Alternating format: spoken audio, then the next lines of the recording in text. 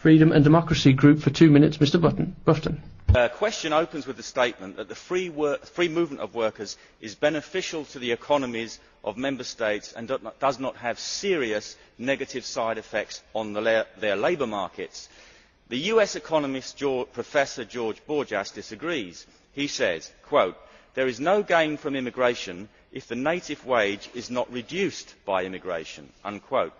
In 2003, a study published by the Dutch government said, quote, "GDP will increase, but this increase will largely accrue to the migrants in the form of wages. The overall net gain in income to residents is likely to be small and may even be negative." Unquote.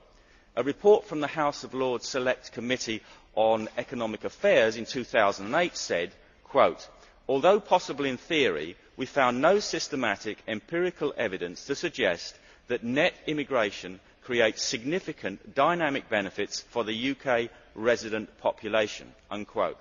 Uncontrolled and unrestricted immigration into the UK has meant that the wages of native workers have been driven down, while living costs have been driven up because of extra demand on housing.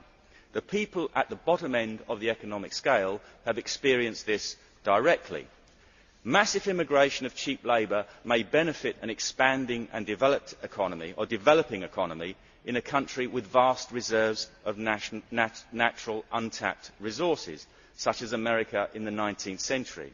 But it will have the opposite effect on a developed post-industrial economy such as Britain, as has proved to be the case. Governments should protect the interests of their own citizens first and then help other countries to develop their economies by adopting sensible international trade policies, such as Britain used to do before we joined the European Union. That is why the only sensible policy for Great Britain is that of the UK Independence Party, which is to leave the European Union.